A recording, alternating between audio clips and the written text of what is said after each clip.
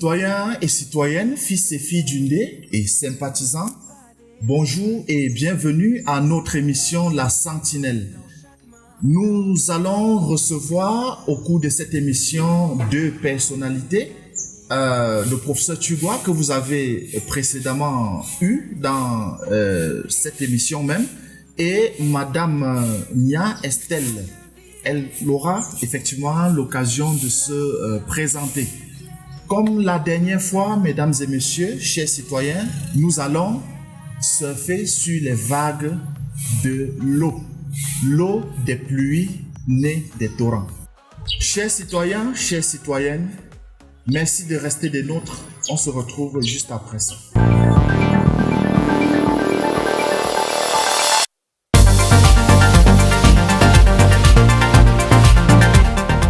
Professeur, bienvenue une fois de plus à notre émission, La Sentinelle. Merci, Monsieur Mathias. Bonjour aux téléspectateurs. C'est un plaisir d'être ici pour une seconde fois. Merci. Je rappelle que vous êtes professeur, enseignant d'université à l'université de Göttingen en Allemagne. On aura une fois de plus l'occasion de creuser davantage sur votre carrière en tant qu'enseignant, au-delà de ce que vous allez partager avec nous sur les questions d'eau. L'eau, c'est la vie, dit-on souvent. Madame, bonjour, bienvenue. Bonjour, Monsieur Mathias. Est-ce que vous pouvez vous présenter pour la gouverne de nos téléspectateurs? Je le ferai avec plaisir. Déjà, merci pour l'opportunité que vous me donnez ce matin à l'hôtel Penco de pouvoir participer à cette émission nommée La Sentinelle.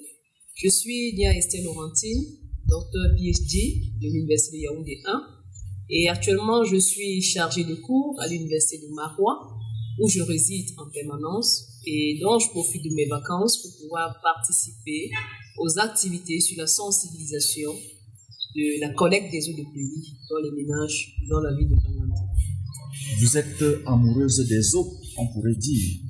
Ouais, disons que c'est une thématique qui me passionne, une thématique que j'ai commencé à investiguer il y a de cela depuis les années 2013 avec mon premier travail de recherche, mon mémoire de master, qui portait déjà sur l'approvisionnement en eau et les risques sanitaires dans la ville de Banganté.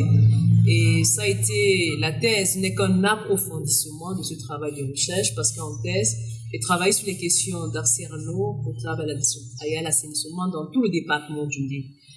Et vous tombez à pic parce que effectivement, nous allons tout au long de cette émission parler des questions d'eau. Je crois que le professeur prendra le grand plaisir de nous étayer là-dessus. Mesdames et messieurs, le décor ainsi planté, je vais retourner vers le prof. Lors de votre dernier séjour, on a capté dans vos discours des termes comme calebasse, zéro torrent, la tour de Feta. Peut-être de manière graduelle, si on commençait par la calebasse, de quoi est-ce qu'il est véritablement question? La calebasse, c'est tout simplement un réservoir. Un réservoir pour garder de l'eau. Et cette fois-ci, c'est de l'eau de pluie à boire. Sauf que dans ce contexte, on est dans le cadre d'un projet qu'on a dénommé calebasse. De quoi est-ce qu'il est véritablement question? La calebasse, nous l'avons rencontrée en route.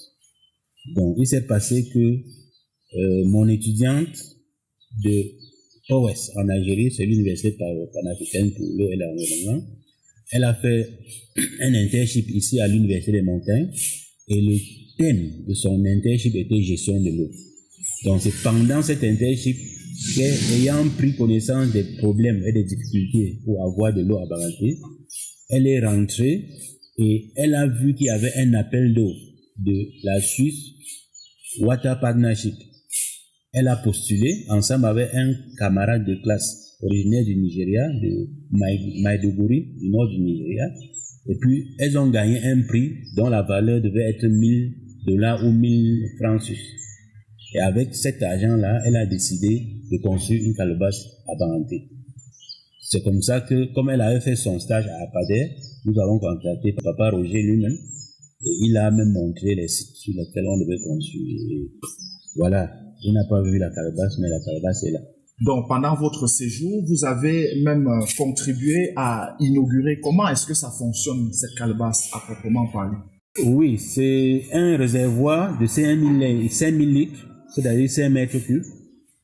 Et on recueille de l'eau de pluie quand le toit est déjà suffisamment propre, qu'on stocke dans cette calebasse. Et la propriété même de la calebasse, ce qui est original dans la calebasse, c'est qu'elle est faite en ciment. Donc c'est la calebasse naturelle que nos mamans ramènent du champ là, qu'on a imité.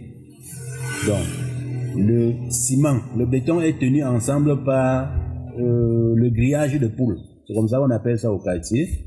Et puis voilà, en 2 temps, 3 mouvements. Et cette eau est destinée à la consommation ou bien c'est une eau qu'on collecte simplement peut-être pour arroser, pour faire la lessive là-dedans? C'est une eau qui est tellement propre qu'elle a arrêté une épidémie de choléra en Guinée-Bissau, là où ça a été développé. Donc, la calebasse a une propriété très fondamentale. Elle ne laisse pas passer la lumière. Elle est opaque à la lumière. C'est la lumière qui gâte l'eau. Parce que quand la lumière ne passe pas, il n'y a pas de photosynthèse. Ça veut dire qu'il n'y aura pas d'algues, il n'y aura pas de mousse dans la calebasse. En plus, la calebasse laisse entrer l'oxygène. La troisième chose qu'il faut faire, c'est éviter que les particules n'entrent là-dedans, que ce soit les feux ou n'importe quoi, ne doivent pas entrer dans la calebasse. Et voilà, et que les moustiques aussi n'aient pas accès. Pour cela, il faut juste mettre de la moustiquaire. Voilà, vous nous développez là déjà quelques conditions pour qu'une eau soit potable, voilà, qu'elle reste potable, propre à la consommation humaine. Mais professeur, parlons un peu de torrents. Qu'est-ce que vous avez contre les torrents? Ou alors, l'amour avec le torrent, voilà. C'est quoi? Je crois que la fois passée, nous avons parlé du chef, du roi de Sri Lanka, qui avait souhaité qu'aucune goutte d'eau qui tombe du ciel ne se jette dans la mer sans avoir été exploitée par l'homme. Maintenant, quand nous voulons sensibiliser pour la collecte des eaux de pluie, il y a tellement de concepts sur le marché que le citoyen, disons, ordinaire est embrouillé. C'est pour ça que nous nous sommes dit, 0 torrent. C'est le plus simple. Ne laissez aucun torrent sortir de votre concession. Parce qu'il y a des gens qui vont dire que l'eau de pluie n'est bon que pour arroser le jardin, ce n'est bon que pour laver le sol, ce n'est bon. Non, c'est faux. Chez vous, c'est le contraire. C'est le contraire. Parce qu'il y a, partout où nous sommes, partout où un être humain se trouve, il y a 3 sources d'eau. Sauf au désert. Il y a l'eau qui tombe du ciel, il y a l'eau qu'on peut creuser et trouver dans le sous-sol, puis au forage, et il y a l'eau qui est à la rivière ou au puits. Toute cette eau-là, toutes ces eaux-là résultent de la pluie. C'est la pluie qui tombe et s'infiltre. Il y a un sage Kenyan qui a dit que quand vous ne collectez pas l'eau dans votre domicile, vous suivez le ruissellement au bas-fond. C'est vraiment quelque chose qu'il voudrait que la population du Ndé partage. Et c'est d'autant plus important dans le Ndé qu'il y a un proverbe local qui dit que l'eau commandée ne remplit pas la calebasse. Donc quand vous commandez seulement de l'eau, votre calebasse ne sera jamais remplie. Elle sera toujours à moitié. Elle sera toujours à moitié. Est-ce que c'est cette idée qui vous a suffisamment animé? Peut-être aussi les conséquences de l'érosion qui vous a poussé, cette idée qui vous a poussé à parler de la tour de Feta. C'est quoi la tour de Feta? Ok, concrètement. Normalement, étant éduqués, c'est-à-dire que étant allés à l'école, nous devions être capables de savoir que le torrent gâte tout. Et le torrent se gâte lui-même. Concrètement. Ça veut dire que le torrent cause l'érosion. L'érosion transporte la terre fertile et appauvrit le sol. Ça veut dire que ça cause la famine. Le torrent transporte les déchets sur son chemin et pas salir la rivière. On entend partout que les rivières sont polluées, plus polluées qu'avant. Et les torrents causent à court terme ce qu'on appelle les flash floods, c'est-à-dire l'inondation, perte de biens, destruction de vies humaines et tout ça. Ça, c'est des choses qu'on peut éviter en bloc, tout simplement en évitant que le torrent ne sorte de son propre domicile. Ça veut dire que chaque citoyen est concerné. Si vous êtes agriculteur, vous pouvez créer des étangs dans votre champ. Vous évitez que le torrent ne sorte de votre champ et vous exploitez cette eau-là pour accroître votre production. Peut-être revenant à la tour de Fetap, c'est ce torrent qu'on fuserait ou qu'on collecterait. Voilà. Comment on la boirait? Oui. La tour de Fetap, c'est l'eau, le ruissellement de la route. Parce que quand on crée une route, on appelle ça quoi? Bitumer une route. On rend le sol imperméable. Ça veut dire que l'eau qui devait s'infiltrer coule. Et en s'écoulant, ça a causé au niveau du presbytère de cette table-là un creux. Je n'ai pas mesuré, ça fait au moins. Donc l'idée de la tour de Fetap, c'est de créer une véritable tour là-bas, pour contenir cette eau-là. La redistribuer de telle manière que les torrents ne dérangent plus les populations. Nous avons eu l'occasion d'aller là-bas pendant qu'il pleuvait un tout petit peu et nous avons vu les ravages que ça fait. Donc, cette eau-là, c'est une manne qui nous vient du ciel. Nous pouvons d'abord la contenir, la redistribuer et la traiter de manière à boire. Donc, de l'eau de pluie ou bien de l'eau de torrent comestible qu'on boirait sans danger de santé. Aucun danger de santé, parce que l'eau qu'on puise à la rivière est plus sale que le torrent. Le torrent, c'est juste une étape intermédiaire. Ça se retrouve toujours à la lumière, à la rivière. Ça veut dire que si je capte le torrent à un certain niveau, je laisse décanter, la couleur rouge là va s'en aller, je filtre maintenant à travers le sable, ce qui va sortir là sera déjà propre. Ça dépend de l'épaisseur du sable. Ce qui sort là est propre.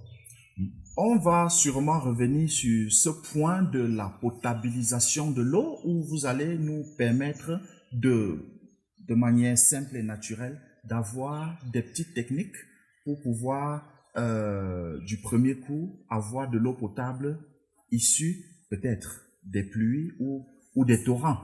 Mais il se fait qu'en 2019, l'OMS et le ministère de la Santé parlent d'environ 45,2 décès pour 100 000 habitants à cause de l'eau impropre consommée.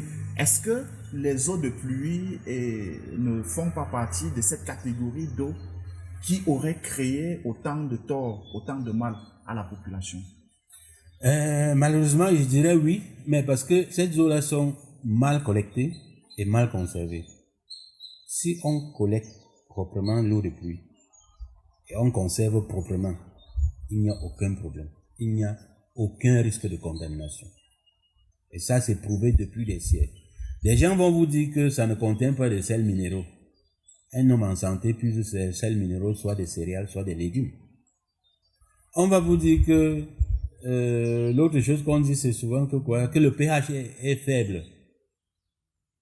Ici, à peine qu'on nous souvent, si vous allez à la source là, vous mesurez le pH, vous allez voir que c'est 4,5 ou bien 5. Donc c'est déjà acide. C'est aussi acide que l'eau de pluie. Pourquoi? Parce que le sol ici est ferralitique. Quand ça tombe là, il n'y a rien qui va élever le pH dans le sol. C'est normal qu'à la source là, le pH soit encore acide. Donc ça même, c'est pas un argument. Donc, vous nous proposez une connaissance ancestrale négligée, vous remettez cela au goût du jour et en plus de résoudre le problème d'eau que nous savons assez crucial dans notre communauté ici, vous résolvez également les problèmes liés aux ravages causés par les érosions. Mais nous avons contacté quelques personnes dans la rue qui nous disent si oui ou non l'eau du torrent ou l'eau des pluies est nécessaire pour la santé, pour la consommation humaine. Nous allons regarder et puis nous revenons tout de suite.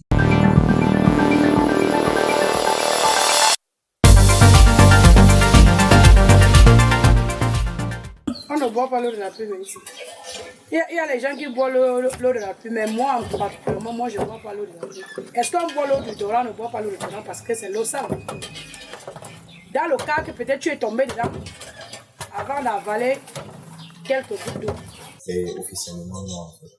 Parce que l'eau du torrent, c'est une eau qui n'est pas déjà potable. Parce que comme nous le savons tous, c'est une eau qui descend du ciel pour directement prendre de la saleté et tout ça. Donc, en fait, tous les déchets que l'être humain jette dans la nature sont ramassés par ça et on ne peut pas la boire. Je peux boire, moi je peux boire. Parce que d'abord, quand le robinet ne coule pas, on prend sur l'eau d'appui, on boit. C'est l'eau, c'est la même eau que Kamota nous donne. En tout cas, je pense. Mais en tout cas, quand on boit ça, on peut boire. Moi, je bois. Mais pour l'eau du torrent, je ne sais pas, moi, je ne sais pas l'eau du torrent chez nous. Citoyens, citoyennes, nous voici de retour sur ce plateau. Nous sommes bien entendu dans les locaux de l'hôtel Penco. Penco Hôtel sur la route provinciale 15, donc Banganté-Bafang. Professeur, madame, vous venez de regarder avec nous quelques séquences de nos téléspectateurs, donc les citoyens lambda que nous avons rencontrés dans la rue. Quels commentaires est-ce que vous pouvez faire, n'est-ce pas? Ils reviennent sur les sources d'approvisionnement en eau, notamment le torrent et les eaux de pluie. Quels commentaires est-ce que vous pouvez faire de ces déclarations que vous venez d'écouter? Je commence par la dame, bien entendu. Ok, merci Mathias de me donner la parole. Lorsque nous les écoutons, c'est pas nouveau ce qu'ils disent parce que le département du lait, c'est un département que je maîtrise de par mes travaux de thèse. Et je pense que c'est même à l'issue de ces travaux de thèse qu'est née l'association Eau potable pour tous, dont je suis la coordonnatrice.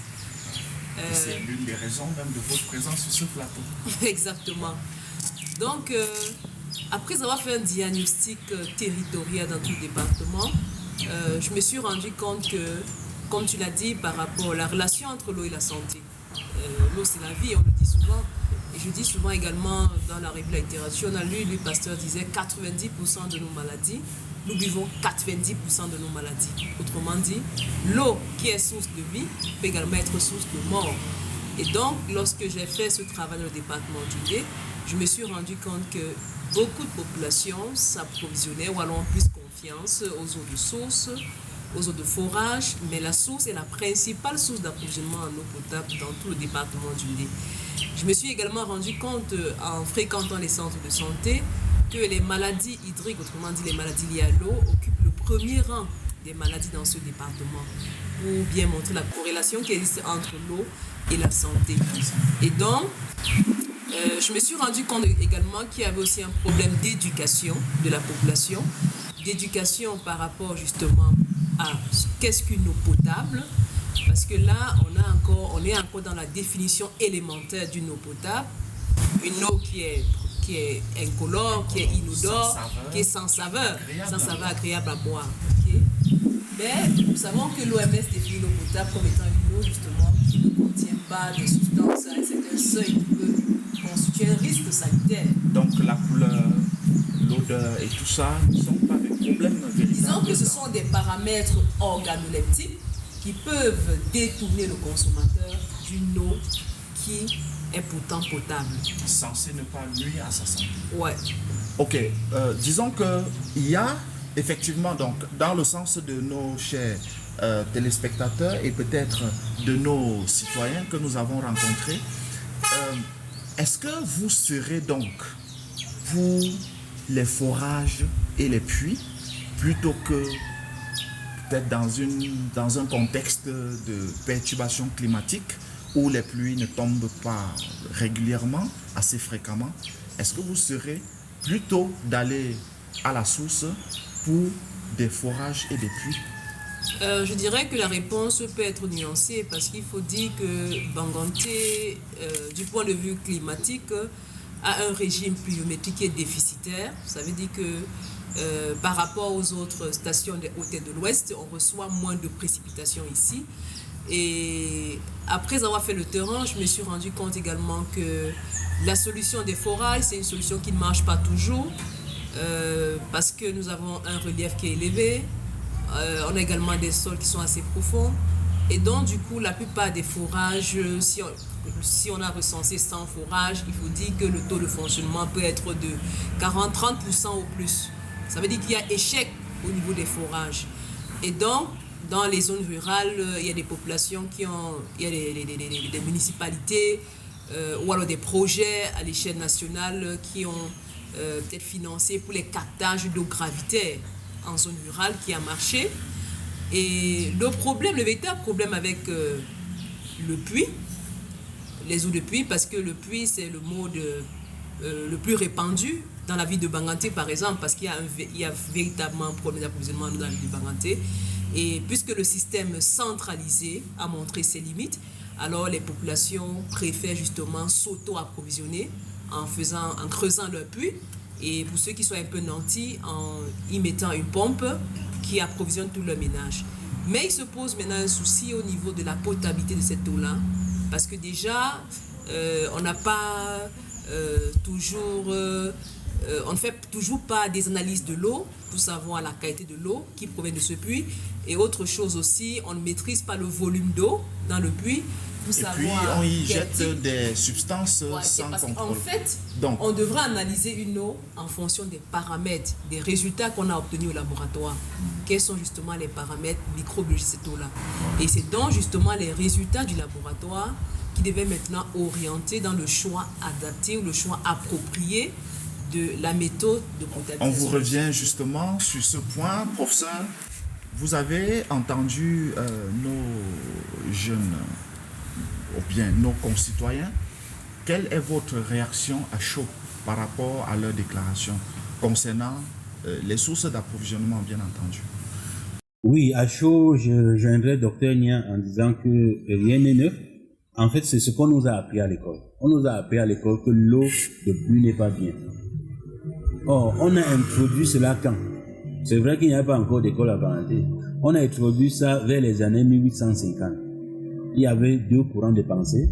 Ceux qui croyaient qu'il fallait récolter l'eau de pluie exploitée comme les aqueducs de l'Empire romain, et d'autres qui croyaient qu'il fallait rapidement les éloigner de la ville pour éviter les épidémies.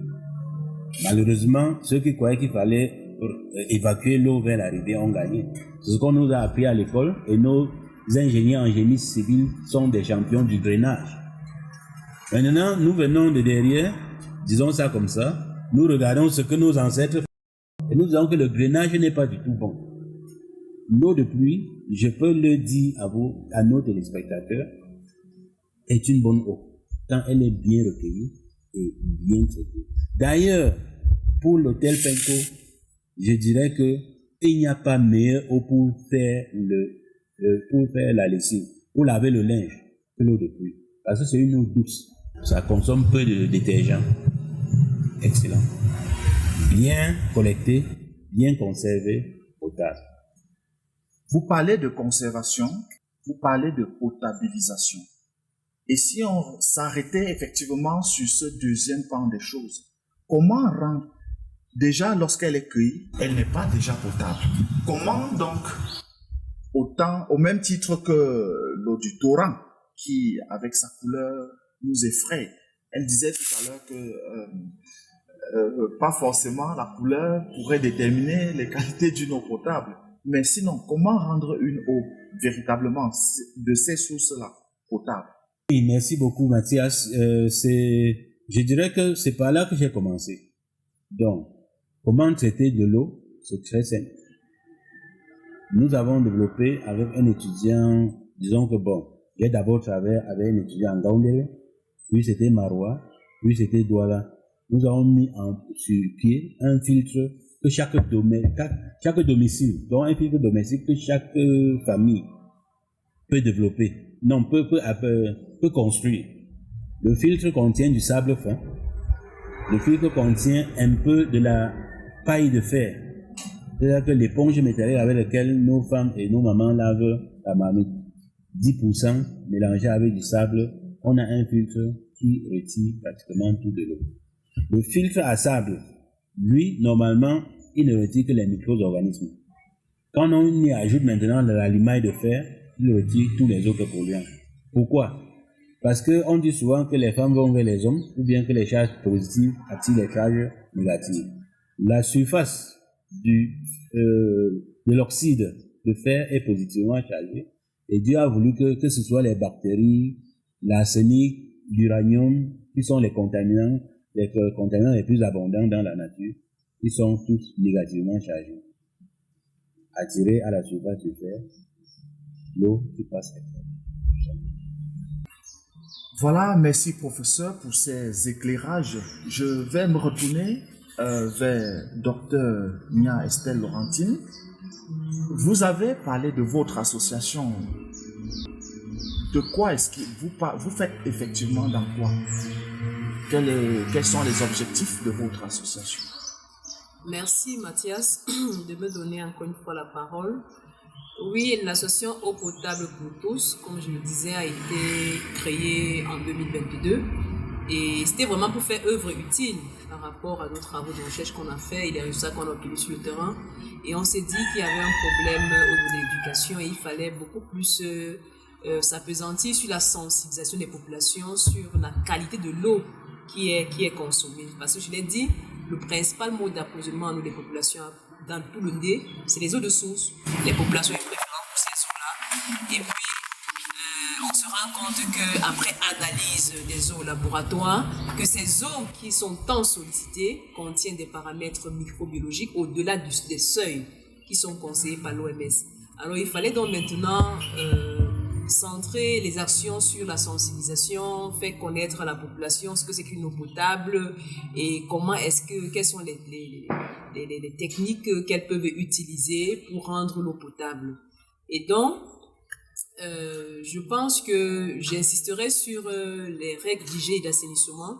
Et le professeur Chigwa l'a dit tout à l'heure, si l'eau de pluie, elle est bien collectée, elle est bien conservée, on est à l'abri justement des risques sanitaires.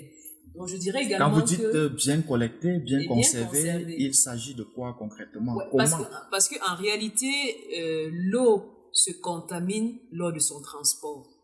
L'eau se contamine lors de son transport. Et lorsqu'on collecte les eaux de pluie, on fait un système où il y a une déviation. Nous savons tous que si on prend le cas du Sud Cameroun, généralement en mars, lorsque les pluies commencent vers le 15 mars, avril sont les premières pluies, il faut dire que les toitures sont bien poussiéreux et donc on ne peut pas déjà exploiter ces premières eaux. Donc lorsqu'on conçoit, si c'est une calebasse ou alors si c'est un réservoir de peut-être 5000 ou de 5000 litres qu'on a peut-être prévu, alors il faudrait faire une déviation de telle sorte que les premières eaux soient déviées, c'est-à-dire ne se versent pas dans le réservoir. Et puis, quand les toitures seront déjà bien lessivées, en ce moment maintenant, il y aura un autre tuyau qui va donc ramener l'eau dans le réservoir pour utilisation.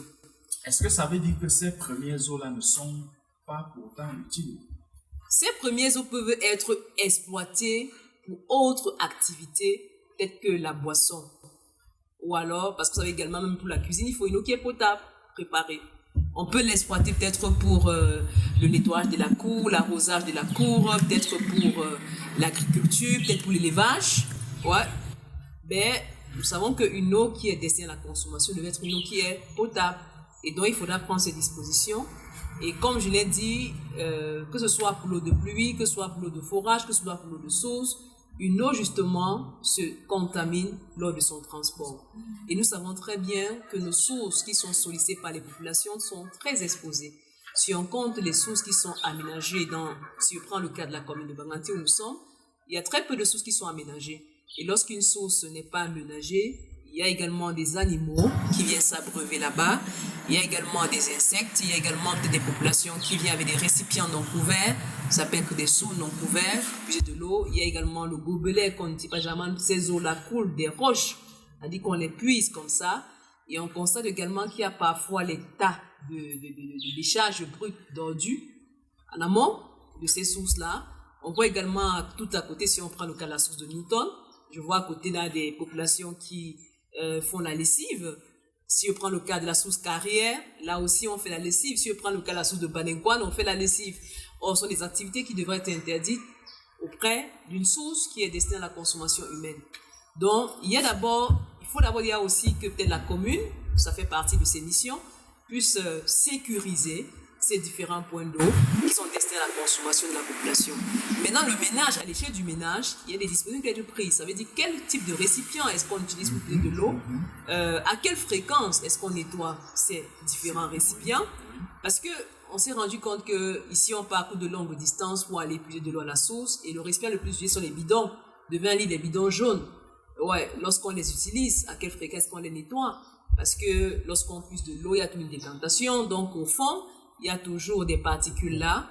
Et si on se charge seulement de puiser chaque fois avec ces mêmes bidons, on ne les lave pas 2 mois, 3 mois, il va sans dire que l'eau sera contaminée.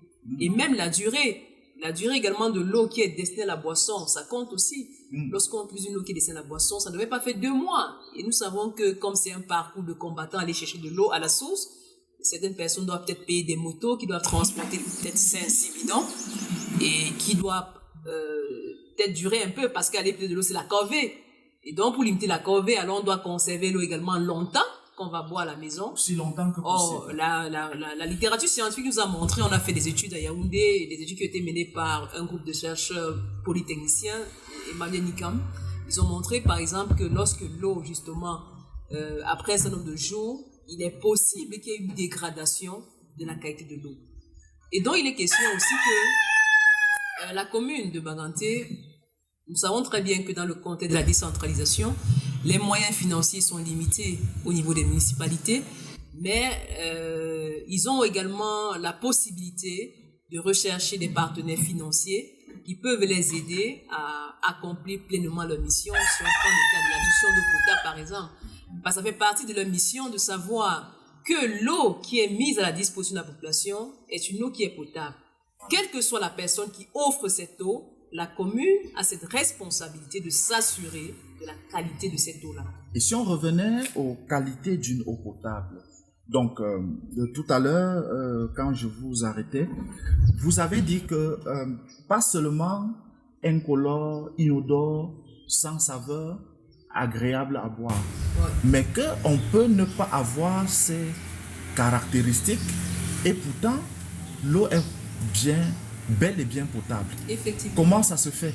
Oui, on peut avoir une eau justement qui est rouge à l'œil, qui est trouble, qui est trouble, une eau qui est trouble, c'est-à-dire la turbidité élevée, c'est rouge à l'œil nu, mais qui ne contient pas de batterie. Moi, quand je regarde les résultats de mes travaux de thèse, je me suis penché un peu sur, fait des prélèvements sur la chaîne de distribution de l'eau de la Kanwata.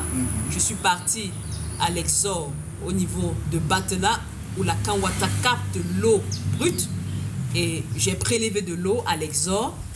Ensuite, l'eau qui est traitée au niveau de la station même, je l'ai prélevée. Et puis, je suis allé au robinet d'un consommateur, j'ai prélevé également l'eau pour voir à quel niveau de la chaîne est-ce qu'il y a contamination. Et je me suis rendu compte que l'eau qui est traitée au niveau de la Kanwata, cette eau, elle est sans batterie, c'est-à-dire qu'elle est potable. Mais maintenant, lorsqu'elle est transportée, c'est au cours du transport que l'eau se contamine. Parce que lorsque je prélève l'eau au robinet, je me rends compte que les paramètres ne sont plus normaux.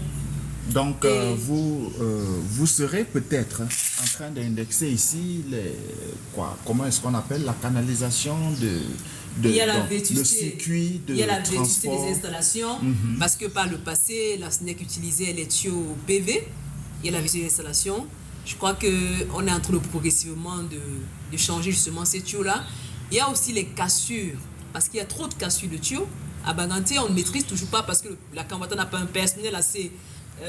n'a pas... Peut-être l'incivisme des citoyens également qui contribue à ne pas alerter en temps opportun ou très rapidement. Lorsqu'il y a des cassures, il faut justement vite les détecter et puis les réparer. Donc avec les cassures, il y a des infiltrations et c'est normal que l'eau qui a été traitée au départ, à la sortie justement, que la qualité soit dégradée. Donc, et puis je voudrais ajouter quelque chose, parce que la Kanwata utilise le chlore. Le chlore pour désinfecter l'eau. Parce que les eaux, lorsqu'on l'a traitée, après analyse, on s'est rendu compte que ces eaux-là n'avaient pas de batterie. Et par conséquent, ne pouvaient pas nuire à la santé parce qu'on a les batteries dans l'eau qui nuisent à la santé. Mais on se rend compte que le produit qui est utilisé pour ce traitement de l'eau qui est dangereux, parce qu'à long terme, ça peut créer des soucis de santé créer des problèmes de cancer, le chlore. On s'est aussi rendu compte lorsque je faisais le sondage auprès des populations, pour ceux qui traitent l'eau, la plupart utilisent dans les puits. oui, les eaux de puits, les eaux de forage, les eaux de source. La plupart utilisent l'eau de Javel pour le faire, ce qui n'est pas normal. Parce que déjà, ils n'ont pas de connaissances sur le dosage de ces eaux. On dit généralement une goutte pour 1 litre. Je dis ils n'ont pas de connaissances. Déjà que le Javel n'est pas fait pour le traitement de l'eau. C'est d'abord une chose. De deux, ils n'ont pas de connaissances sur le dosage de ça. Et j'ai pris le cas du puits par exemple. Parce que pour qu'on puisse analyser l'eau, il faut connaître ses paramètres. Pour savoir s'il faut procéder à une filtration ou alors s'il faut procéder à une désinfection ou à une décantation. Et donc, quand vous analysez une eau du forage, vous voulez peut-être traiter l'eau du forage ou alors l'eau du puits. Il faut connaître le volume d'eau qu'on a dans le puits. Qu'on a dans le puits. Combien de personnes peuvent l'avoir? Ça sont les essais de pompage. Combien de personnes peuvent le faire? Et comme je le disais également, Banganti n'a pas un laboratoire d'analyse de l'eau. Voilà pourquoi nous dirons que la municipalité pourrait rechercher des financements pour pouvoir avoir un laboratoire afin que les populations puissent au moins, en ce qui concerne les points d'eau communautaires, qu'on puisse régulièrement procéder aux analyses de l'eau et voir ce qu'on peut faire pour davantage potabiliser l'eau et améliorer la santé des populations dans le département du Nil. Nous étions encore jusqu'ici dans le noir. Donc nous dirons que grâce à votre association, vous avez dit eau potable pour tous. Les populations peuvent être sensibilisées, elles peuvent être éduquées et il y a effectivement cette alternative à cette façon d'utiliser ou de traiter les eaux. Professeur. Si vous le permettez, oui. Par rapport à l'objectif de l'association, c'est favoriser l'accès de tous à l'eau potable. Favoriser l'accès de tous à l'eau potable. Qui fait partie des ODD 6.1. 6.1. Donc nous voulons voir comment est-ce que cette ODD peut se réaliser. Et avec un terrain expérimental qui est le département du Dé. Et depuis que je suis dans le Sahel, nous menons également les travaux sur les monts Mandara. Et déjà, on a publié des articles scientifiques qui montrent que dans le département, parce qu'il y a des alternatives, des articles scientifiques depuis 2021 pour le système hybride en matière d'approvisionnement en eau potable. Si le système centralisé a montré ses limites, alors il faut justement y ajouter justement un système décentralisé. Je vais sans transition retourner vers... Sous le soleil, un rêve s'éveille, à pas des traces, des merveilles. Dans chaque main tendue, une lueur. Pour chaque femme, un avenir meilleur.